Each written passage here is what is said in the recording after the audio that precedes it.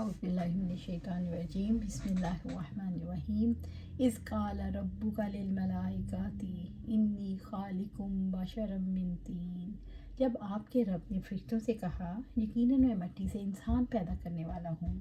سورۃ صاد آیت 71۔ اذ قال ربک للملائکۃ، جب آپ کے رب نے فرشتوں سے کہا، یاد کرو جب تمہارے رب نے فرشتوں کو خبر دیتے ہوئے فرمایا انی خالقم بشرا من طین، یقیناً میں مٹی سے انسان پیدا کرنے والا ہوں، یعنی میں ایک لیسدار چکنی مٹی سے انسان بنانے والا ہوں۔ ابو موسیٰ اشعری رضی اللہ تعالیٰ عنہ بیان کرتے ہیں کہ آپ صلی اللہ علیہ وآلہ وسلم نے فرمایا اللہ تعالیٰ نے آدم علیہ السلام کو تمام زمین سے جمع شدہ مٹی بھر خاک سے پیدا فرمایا، اس لیے مٹھی بھر خاک سے پیدا فرمایا، اسی لیے آدم علیہ السلام کی اولاد بھی مٹی کی طرح مختلف ہے رنگت کے اعتبار سے، کوئی ان میں سے سرخ، کوئی سفید، کوئی سیاہ اور کوئی درمیانی رنگت والا، طبیعت کے اعتبار سے کوئی نرم ہو، کوئی سخت مزاج اور کوئی درمیانی طبیعت والا، عمل کے اعتبار سے کوئی انتہائی خبیث، کوئی بہت اچھا اور کوئی درمیانی عمل والا۔ اللہ تعالیٰ نے فرشتوں سے ارشاد فرمایا کہ میں مٹی سے بشر پیدا کرنے والا ہوں۔ بشر زمین سے وابستگی کی وجہ سے کہا انسان سب کچھ اس زمین پر کرتا ہے، اس کی اصل مٹی ہے۔ فَإِذَا سَوَيْتُهُ وَنَفَخْتُ فِيهِ مِن رُوحِي فَقَعُوا لَهُ سَاجِدِينَ، چنانچہ جب میں اسے پورا بنا دوں اور اس میں اپنی روح میں سے پھونک دوں تو تم اس کے لیے سجدے میں گر جاؤ۔ سورۃ صاد آیت 72۔ فَإِذَا سَوَيْتُهُ، چنانچہ جب میں اسے پورا بنا دوں، یعنی جب میں آدم علیہ السلام کو پوری طرح تیار کر لوں، اس کا جسم مکمل طور پر درست ہو جائے، وَنَفَخْتُ فِيهِ مِن رُوحِي، اور اس میں اپنی روح میں سے پھونک دوں، جب میں آدم علیہ السلام کے جسم میں روح پھونک دوں یعنی جان ڈال دوں، فَقَعُوا لَهُ سَاجِدِينَ، تو تم اس کے لیے سجدے میں گر جاؤ، تم سب اس کے آگے سجدے میں گر جانا۔ اس سجدے سے نئی مخلوق کی عزت مطلوب تھی، اس سے مراد ہے انسانی وجود میں ڈھال کر اس کے تمام حصے درست کر لوں۔ اپنی روح میں سے پھونکنے سے مراد جس روح کا مالک میں ہوں، اس کے پھونکتے ہی انسان میں زندگی، حرکت اور توانائی پیدا ہو جائے گی۔ کیا اسلام میں سجدہ تعظیمی کی اجازت ہے؟ پہلے تھی، اب نہیں۔ آپ صلی اللہ علیہ وسلم نے فرمایا اگر یہ سجدہ جائز ہوتا تو میں عورت کو حکم دیتا کہ اپنے شوہر کو سجدہ کرے۔ فَسَجَدَ الْمَلَائِکَةُ كُلُّهُمْ أَجْمَعُونَ، پس سب کے سب فرشتوں نے اسے سجدہ کیا۔ سورۃ صاد آیت 73۔ فَسَجَدَ الْمَلَائِکَةُ كُلُّهُمْ أَجْمَعُونَ، پس سب کے سب فرشتوں نے اسے سجدہ کیا۔ فرشتوں نے سجدہ کیا آیت کی روشنی میں۔ فَسَجَدَ الْمَلَائِکَةُ، فرشتوں نے اسے سجدہ کیا۔ جب فرشتوں نے آدم علیہ السلام کی روح اور بدن کی تخلیق کو مکمل دیکھا اور ان پر آدم علیہ السلام کی فضیلت ظاہر ہو گئی تو رب العزت نے حکم دیا کہ آدم علیہ السلام کو سجدہ کرے، تو انہوں نے سجدہ کیا۔ کلہم اجمعون، سب کے سب، جو کوئی آسمان میں تھے یا زمین میں، سب نے سجدہ کیا۔ سب فرشتوں نے سجدہ کیا، کوئی ایک بھی پیچھے نہ رہا۔ الا ابلیس استکبر وکان من الکافرین، سوائے ابلیس کے، اس نے تکبر کیا اور کافروں میں سے ہو گیا۔ سورۃ صاد آیت 74۔ الا ابلیس، سوائے ابلیس کے، ابلیس نے سجدہ نہ کیا، اس نے انکار کر دیا۔ استکبر، اس نے تکبر کیا، اس نے غرور، حسد اور تکبر سے سجدہ کرنے میں اپنی توہین سمجھی اور آدم علیہ السلام کے سامنے اپنی بڑائی کا اظہار کیا۔ وَقَانَ مِنَ الْكَافِرِينَ، اور کافروں میں سے ہو گیا، یعنی اللہ تعالیٰ کے حکم کے مقابلے میں تکبر کیا اور سجدے کے حکم کو ٹھکرا کر کافروں میں سے ہو گیا۔ ابلیس کے سجدہ نہ کرنے میں اس نے تکبر کیا، وہ کافروں میں سے ہو گیا۔ ابلیس اللہ تعالیٰ کے حکم کی مخالفت کر کے اللہ تعالیٰ کی اطاعت نہ کرنے کی وجہ سے کافر ہو گیا۔ قَالَ يَا إِبْلِيسُ مَا مَنَعَكَ أَن تَسْجُدَ لِمَا خَلَقْتُ بِيَدَيَّ أَسْتَكْبَرْتَ أَمْ كُنْتَ مِنَ الْعَالِينَ، اللہ تعالیٰ نے فرمایا اے ابلیس، کس نے تجھے روکا کہ تو اسے سجدہ نہ کر جس کو میں نے اپنے ہاتھ سے بنایا؟ کیا تو بڑا بن گیا یا تو بلند مرتبہ لوگوں میں سے ہے؟ سورۃ صاد آیت 75۔ قال، اللہ تعالیٰ نے ابلیس پر عتاب کرتے ہوئے فرمایا یا ابلیس ما منعک ان تسجد لما خلقت بیدی، اے ابلیس، کس نے تجھے روکا کہ تو اسے سجدہ نہ کر جس کو میں نے اپنے ہاتھ سے بنایا، یعنی جسے میں نے عزت اور فوقیت دی، اس کو سجدہ کرنے سے تجھے کس چیز نے منع کیا؟ استکبرت ام کنت من العالین، تو کیا تو بڑا بن گیا تھا یا بلند مرتبہ لوگوں میں سے ہے؟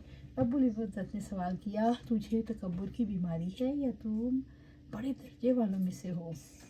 اللہ تعالیٰ کے ہاتھ پاؤں، اللہ تعالیٰ نے بڑی صراحت سے فرمایا کہ آدم علیہ السلام کے پتر کو میں نے اپنے دونوں ہاتھوں سے بنایا۔ اس سے کائنات کی تمام اشیاء پر آدم علیہ السلام اور بنی آدم کا شرف اور فضیلت ثابت ہوئی۔ دوسرا، اس سے ڈارون کے نظریے کا ارتقاء کا رد ہوا۔ تیسرا، ان لوگوں کا جو اللہ کے ہاتھ پاؤں وغیرہ ہونے سے یکسر منکر ہیں، ان کی بنا استدلال یہ ہے کہ اللہ تعالیٰ کی ذات ہر جگہ موجود ہے تو اس کے ہاتھ پاؤں کیسے ہو سکتے ہیں؟ لا محالہ ایسی آیات اور ایسے الفاظ کی تعویل کرنا ضروری ہے جس کا جواب یہ ہے کہ اللہ تعالیٰ اپنی صفات علم اور قدرت وغیرہ کے لحاظ سے ہر جگہ موجود ہے، لیکن اس کی ذات عرش پر ہے۔ پھر جب اللہ تعالیٰ خود اپنے ہاتھ پاؤں وغیرہ صراحت سے ذکر کرتا ہے تو دوسرا کون اس سے بڑھ کر اس کی تنزیہ کر سکتا ہے؟ خواہ اس نے اپنے ہاتھ پاؤں وغیرہ کا ذکر ہمارے سمجھانے کے لیے کیا ہوتا تو کیا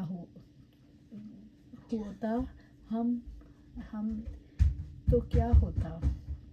رہی بات کہ اس کے ہاتھ، آنکھوں اور پاؤں کیسے ہیں، یہ تو بات سمجھانے کے مکلف ہے اور نہ سمجھ سکتے ہیں۔ ہماری عافیت اسی میں ہے، جو کچھ اللہ تعالیٰ نے فرمایا اسے جم کر تم تسلیم کر لیں۔ اللہ تعالیٰ نے پوچھا، تم تکبر میں مبتلا ہو گئے ہو ابلیس، یا تم بڑے درجے والوں میں سے ہو؟ قال انا خیر منہ خلقتنی من نار وخلقتہ من طین، اس نے کہا میں اس سے بہتر ہوں، تو نے مجھے آگ سے پیدا کیا اور اسے مٹی سے پیدا کیا۔ سورۃ صاد آیا 76۔ انا خیر منہ، میں اس سے بہتر ہوں۔ ابلیس نے رب العزت کا حکم کا انکار کرتے ہوئے جواب دیا، میں اس سے بہتر ہوں۔ خلقتنی من نار وخلقتہ من طین، تو نے مجھے آگ سے پیدا کیا اور اسے مٹی سے۔ یہ فاسد قیاس ہے، کیونکہ آگ کا عنصر شر، فساد، تکبر، طیش اور خفت کا مادہ ہے، اور مٹی کا عنصر وقار، توازن اور مختلف انواع کے شجر و نباتات کا مادہ ہے۔ مٹی آگ پر غالب ہے، اسے بجھا دیتی ہے۔ آگ کسی ایسے مادے کا محتاج ہے جس کو قائم رکھے، اور مٹی بنفسہ نفیس قائم ہے۔ ابلیس نے یہ سمجھا کہ میں آگ سے بنا ہوں اور آدم علیہ السلام مٹی سے، آگ مٹی سے افضل ہے، اس لیے آدم علیہ السلام سے افضل ہوں۔ اللہ تعالیٰ نے فرمایا، جسے میں نے اپنے ہاتھ سے بنایا، یعنی مٹی کو آگ کے مقابلے میں شرف حاصل ہے۔ قال فاخرج منہا فإنک رجیم، اللہ تعالیٰ نے فرمایا پھر نکل جا یہاں سے کہ یقیناً تو مردود ہے۔ سورۃ صاد آیا 77۔ قال، اللہ تعالیٰ نے فرمایا، رب العزت نے فرمایا، فاخرج منہا، پھر نکل جاؤ یہاں سے، جنت سے، یعنی عزت کے مقام سے نکل جاؤ۔ فإنک رجیم، یعنی تو مردود ہے، یعنی تجھے اللہ تعالیٰ نے اپنی رحمت سے دور کر کے ذلیل و خوار بنا دیا۔ اللہ تعالیٰ نے فرمایا یہاں سے نکل جاؤ، تم مردود ہو۔ وَإِنَّ عَلَيْكَ لَعْنَتِي إِلَىٰ يَوْمِ الدِّينِ، اور یقیناً تجھ پر جزا کے دن تک میری لعنت ہے۔ سورۃ صاد آیا 78۔ وَإِنَّ عَلَيْكَ لَعْنَتِي، اور یقیناً تجھ پر میری لعنت ہے۔ رب العزت نے ابلیس سے کہا، تجھ پر میری لعنت ہے، میں نے تجھے اپنی رحمت سے دور کر کے ذلیل و خوار کر دیا۔ إِلَىٰ يَوْمِ الدِّينِ، جزا کے دن تک، یعنی قیامت کے دن تک، بلکہ دائمی ہے، کبھی یہ لعنت ختم نہیں ہوگی۔ قال ربی فانظرنی الی یوم یبعثون، اس نے کہا اے میرے رب مجھے اس دن تک مہلت دے جب لوگ اٹھائے جائیں گے۔ سورۃ صاد آیا 79۔ قال، اس نے کہا، ابلیس نے کہا، ربی فانظرنی الی یوم یبعثون، ہے میرے رب مجھے اس دن تک مہلت دے جب لوگ اٹھائے جائیں گے۔ اے میرے رب مجھے مہلت دے کہ میں تیرے بندوں کو گمراہ کروں جس کے لیے تو نے گمراہ ہونا مقدر کیا۔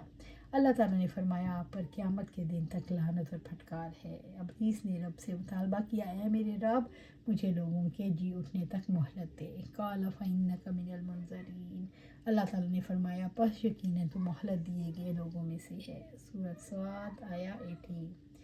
قال اللہ تعالیٰ نے فرمایا، رب العزت نے اپنے حکمت کے مطابق ابلیس کو مہلت دیتے ہوئے فرمایا فَإِنَّكَ مِنَ الْمُنظَرِينَ، پس یقیناً تو مہلت دیے کے لوگوں میں سے ہے، تجھے مہلت دی گئی۔ اللہ تعالیٰ نے مہلت دے دی۔